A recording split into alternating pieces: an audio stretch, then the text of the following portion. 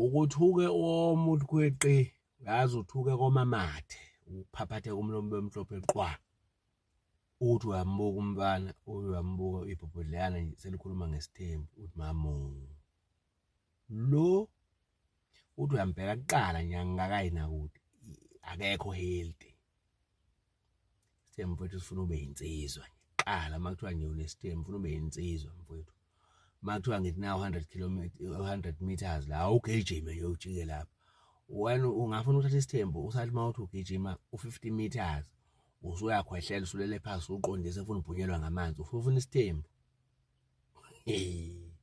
Wena uzosithathela amakhosikazi azohamba ayokuhleba nje kuma podcast kube inqaba ngifuna ukungena nje lapho.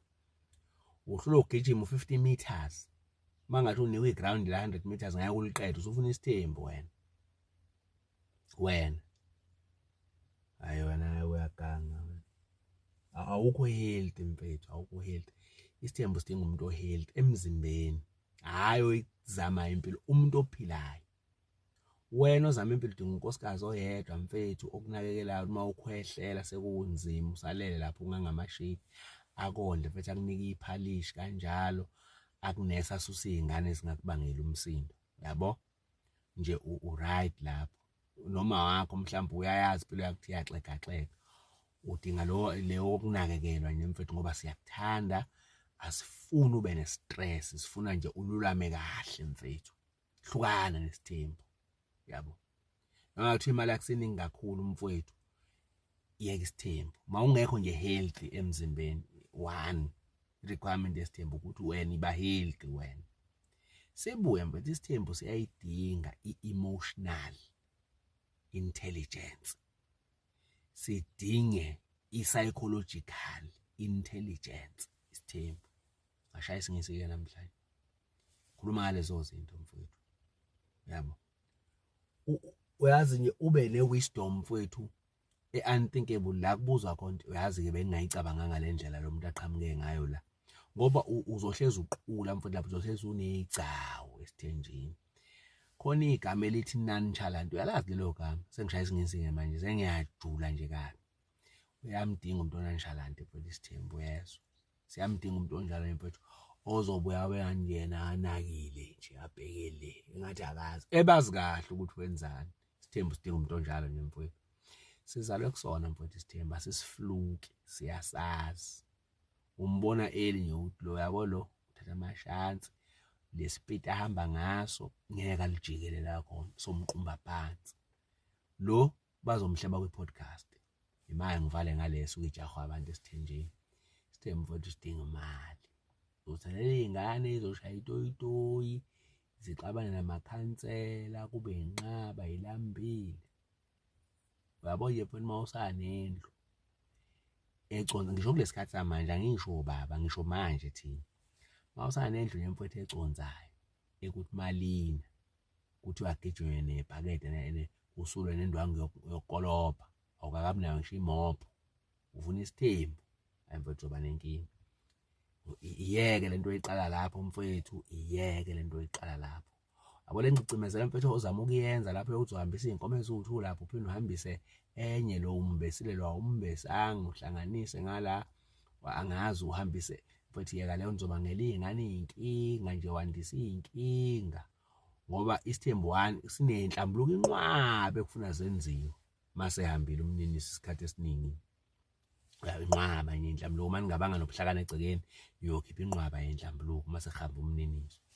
ngiya-understand mfethu ukuthi nje lento uyayihalela mfethu vele isithembu siseva umniniso ke isikhathi esiningi laba abazalwa kusona abazalwa benenki angithi wena mhlawumbe uzodideka nje esithenjini kuyenzeka ukuthi laba abazalwa kalo mama lo ongathandwa kakhulu banenkinga zabo mfethu eziningi zokuthi uyisa akabafuni nabo ungazibenza ngoba phela bazalwa uyena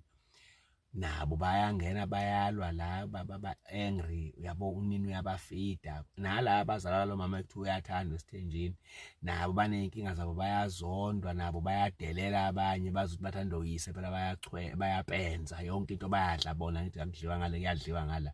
bangagcina bengabangayilutho futhi abanye babo uyabo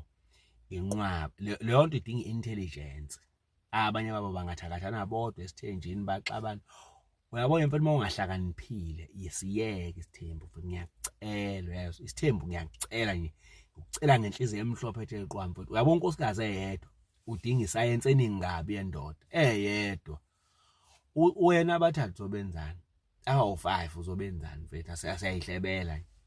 uyazibona uke wayikala ingqondo yakho uke wambona lo yedwa wakho ukuthi ukuhlula kanjani nje ngokuhlakanipha uzobenzani sebe3 behlakaniphe kanjalo bonke wenza udala izizwe nje engazwani ezizovuka la emzini wakho kube imesi mfowethu awunayo nemali ke futhi isithembu sidinga imali ngempela hayi uthi uyasebenza uhole kupheleni kwenyanga izingane zakho ziyahayiza ke konke ungacanga mfowethu uma afforda le moto yakhe eyodwa ekhokhela ngenyanga ucanga ukuthi uzoletha isithembu mfowethu uzosema amakhosikazi yazo zondla bese exabanela kona lokho ukuthi leya izondla kakhulu le izondla kancane le enye acompete ngemali yawo over wena yeka phansi isithembu mfethu manje uyabona mfethu isithembu nje mfethu cela iboard bafethu yoba banesithembu basenzele iboard bavethe bonke abafana abafuna ukuthatha izithembu baqale kubona bayohlala phansi esigungwini sensizwa namadoda abantu mfana mfuna isithembu bake bakuhlome ngemibuzo emfana uphuma ikhanda liqhuma hlaqhunyiswa amadoda ngoba lisazoyoqhuma lapha seliqhunyiswa amakhosikazi akho awama ufuna isithembu nje bafethu obaba nje abanethemba bake basenzele iboard maningi amabhoxongwana abanye afuna ukudlalela ethenjini into ongazi bazolambisa izingane zozala izingane ezimbi mfethu nekwashiyogo